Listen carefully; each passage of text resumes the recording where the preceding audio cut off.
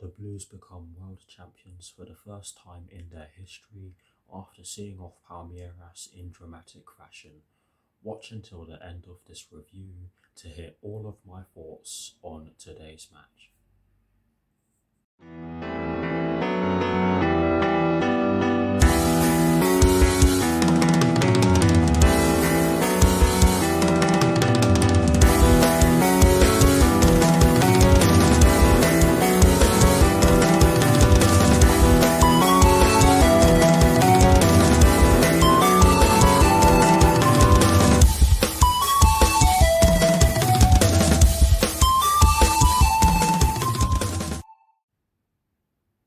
Hello people, welcome to my channel, welcome to another video. This is my review of the match that took place this evening at the Mohammed bin Zayed Stadium in the Club World Cup final between Chelsea and Palmeiras, which Chelsea ended up winning by 2-1 after extra time.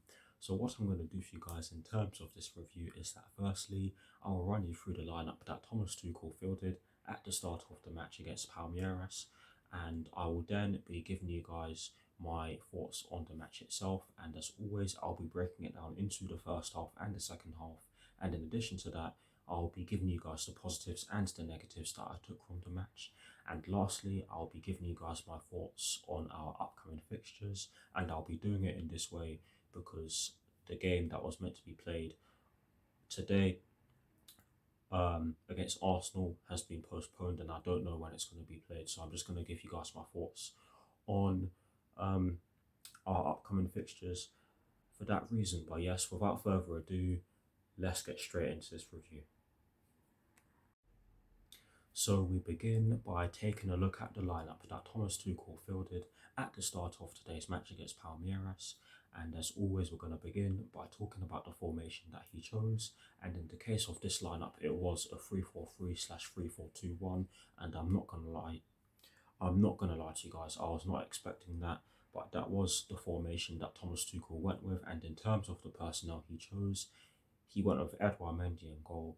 The back three was made up of Andreas Christensen, Thiago Silva and Antonio Rudiger. The midfield four, of course including the two wing-backs, was made up of Cesar Azpilicueta, Mateo Kovacic, N'Golo Kante and Callum Hudson-Odoi. Yes, Callum Hudson-Odoi was playing as the left wing-back, and the front three was made up of Kai Havertz. No, sorry, I'm going from right to left. The front three is made up of Mason Mount, Romelu Lukaku and Kai Havertz. So that is the team that Thomas Tuchel fielded at the start of today's FIFA Club World Cup final against Palmeiras. Now, in terms of my thoughts on the match, and yes, I'm going to start off by giving you guys my thoughts on the first half. I'll be honest, Palmeiras did look really good. They did actually have the first shot on target in the game, and it didn't really test Edouard Mendy at all, but they did make a decent start to the match, and I have to say we did as well. It was a bit of an even start to the match. It was pretty cagey, I must say. It was clear what Palmeiras were going to do, and they did execute it really well, it must be said. They sat back, made it very hard for us to get through them, and we struggled to generate chances in the first half, if I'm being completely honest. I can't remember a clear-cut chance we had in that first half. We did have some half chances, but we didn't really create a clear-cut chance or a chance that we should have scored from. But I have to give Palmeiras a lot of credit for that. They did have some good chances. Dudu had a couple of chances from outside the box, but thankfully we didn't see too much of him in the first half, because for me Antonio Rudiger was doing really well down our left hand side, but honestly not too many clear-cut chances for either side in the first half. And as the first half went on, I did think that we grew into it, and it was really good because with the way Palmeiras were playing, I thought it looked as though it was going to be a long day, and it really was a long day. But anyways, we grew into it as the first half went on, and Mason Mount did actually have to go off due to an injury. I didn't actually see what happened, but he did actually have to go off, and Christian Pulisic came on, and I actually thought that he was extremely lively when he came onto the pitch. He was getting into pockets of space. He was getting the ball from deep and distributing it really well. He had a couple of opportunities, which I'll get into, and he was getting past the Palmeiras defenders on certain occasions and causing their defense problems, which is really good. It's what you expect of Christian Pulisic, but he did it really well. So I guess that is one of the positives I've taken from the first half. But anyways, overall, it was even. It was cagey, if I'm being completely honest, but it was an even first half. Um, Not much to separate the two teams at all, but that's all I can say in terms of my thoughts on the second half. We move into my thoughts on. Sorry, that's all I can say on in. Sorry, that's all I can say on my thoughts on the first half. And now we move into my thoughts on the second half, guys. I really do hope that made sense. Um, we made a fantastic start to the second half. We put them under all sorts of pressure. And one thing almost forgot to mention is that we did move the ball a bit too slow. We didn't move the ball quick enough in the first half. And that was part of the reason as to why we struggled to generate chances, in my opinion. But, anyways, in the second half, we did exactly what was needed. We moved the ball a lot quicker at the start of the second half, anyway, and we got the reward for it. I think it was Mateo Kovacic who started off the move that led to the goal. He gave the ball to Callum Hudson-Odoi, who um, got got into an advanced position and whipped it in, and it went straight onto Romelu Lukaku's head, and he headed it home. Absolutely fantastic header from him, and a peach of a cross from Callum Hudson-Odoi as well. You could have five keepers in the goal, and none of them are getting anywhere near that. It was a fantastic header. Um, and after that, I have to say that I have to be honest. Palmeiras did go into it. They did get onto the front. They did get on the front foot, and they managed to equalise from the penalty spot. And in all honesty, when I first saw it, I really, I really did not think that it should have been a penalty because you need your arms up to jump. Yes, um, you can argue that his arm is not in a natural position, but the very fact that he's literally in a position where he can't really move his arm tells me that it probably shouldn't have been a penalty. But it's up to you guys. I don't really know. But the penalty got given, and Rafael Veiga tucked it away. He sent Edouard Mendy the wrong way, and that leveled it up for them. And after that, it was a bit of an end-to-end game. Both sides had um, some more chances. I'll be completely honest. We did go back into our shell a bit. We did look um, as though we ran out of ideas, and we weren't able to get the second goal in the first 90 minutes. But thankfully, we didn't concede, and we managed to go into extra time, which I'll get into now.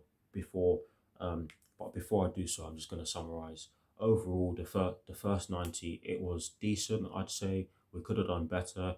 We definitely could have done more to break them down, but I'll have to give them credit for the way they defended, because for large parts of the game, despite me getting frustrated by the way they were dropping down to the ground, they did actually defend pretty well, and I have to say fair play.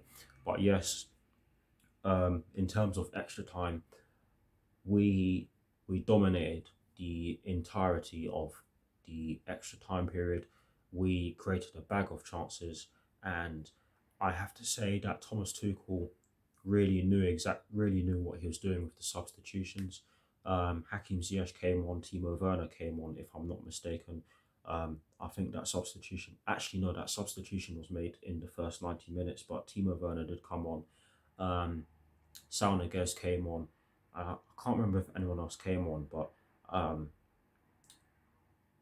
those were the substitutions. Those were some of the substitutions that Thomas Tuchel made, and I have to say that all of them had an impact on the game. And I'll elaborate on that shortly. But yes, extra time for me was it was dominated by Chelsea. I cannot recall a Palmeiras chance. Um, yes, the penalty was a bit of a dubious one, and some of you may argue that it was harsh, but I can understand why it was given. Kai Havertz stepped up to take it in in the dying embers of the extra time period at a time where it was looking as though it was going to head to penalties. I have to say that both teams looked very shattered towards the end of extra time, and understandably so. Um, but it was a great penalty by Kai Havertz. He ran up really quickly and gave the keeper absolutely no chance of seeing that he was about to um, halt his run before he hit the ball, and he did exactly that and sent the keeper the wrong way and touched the ball into the bottom left corner with his dominant left foot, and that gave Chelsea the win. And based on the way we played in extra time, it was a fully deserved win. Yes, it's hard on Palmeiras for the very fact that they took us to extra time in the first place and gave a good account of themselves, but there has to be a winner, and thankfully for me anyways, it was us. And overall, I'm so glad that we've managed to do it. I'm so glad it's been 10 years in the making. And I am so proud to be a Chelsea fan right now. I am so proud. Um, in terms of the positives and the negatives, we're going to get into them now. I'm going to try and do this very briefly because I just want to celebrate. But I've taken two positives and one negative from the match. The first positive that I've taken is that we got the job done. We got the job done. No, it wasn't pretty, but no, it wasn't pretty, but the very fact that I'm saying that just shows you that um, sometimes you just have to get on with it and get the job done. And that is exactly what we did. And that is exactly why I'm happy. That's the first positive. Sorry, that's the first positive. I can't even speak. That's the first positive that I took from the match. The second and final positive that I took from the match is that the players that came off the bench were extremely effective. And the main two that I'm looking at are Christian Pulisic and Hakim Ziyech. For me, um, they were the difference. Christian Pulisic, I already talked about him. You all know what my thoughts are on him and his performance in this game. But Hakim Ziyech for me changed the game. He was putting in some brilliant balls. He was creating space. He was winning free kicks. He was doing it. He was doing his usual thing. And the very fact that he has been full of confidence based on his recent form has helped and did help him achieve those things. So for me, I have to give credit to not only the players that came off the bench, but credit to Thomas Tuchel as well. That's all I'm going to say on that one. In terms of the negative that I took from the match, I've pretty much touched on it already, but I'll just say it anyway. The negative, or the only negative that I took from the match, is that we did take too long on the ball at times and occasionally gave up possession in key areas of the match. That is something that we will need to work on in um,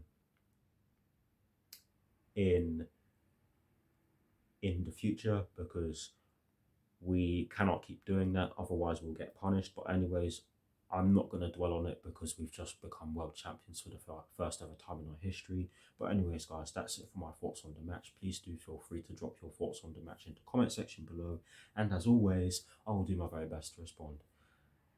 Let's move on to the final part of this review. Let's do it. Now, to wrap up this review, I am going to give you guys my thoughts on our upcoming fixtures, and I have to be honest, I expect the players to be full of confidence after this win, because this is something that not many teams get the chance to do, and the very fact that we've done it at the second time of asking is a massive achievement. And there's one player who I have to mention, and that is Cesar Azpilicueta. What a servant to this club he has been. He's been at this club for 10 years now. And he's pretty much won everything except the Community Shield. He's won the Premier League twice, he's won the FA Cup, he's won the League Cup, he's won the Europa League, he's won the Champions League, and now he's won the Club World Cup. He's won the FIFA Club World Cup. So for me, he's definitely a club legend. He's up there with the likes of John Terry, Petr Cech, and Frank Lampard and co. The list goes on. And he has been extremely consistent. So if he leaves at the end of the season, honestly, I'll be so gutted. But he definitely deserves a testimony, because it's very rare that a player stays at the same club for over a decade, or a decade plus. But anyways, you get the idea. And the very fact that we have him in our squad will give the players around him a lot of confidence. And the very fact that he's our captain and shows that he is able to be consistent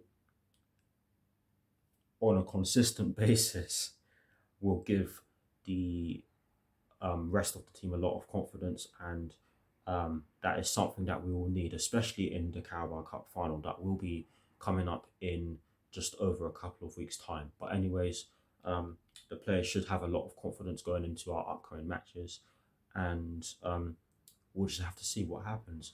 Um, that is it for this review. I hope you all enjoyed it. I'm gonna go and celebrate now. I'll see you all very soon.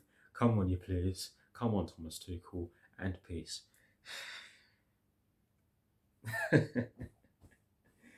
Oh, world champions. I still can't believe it. See you all very soon.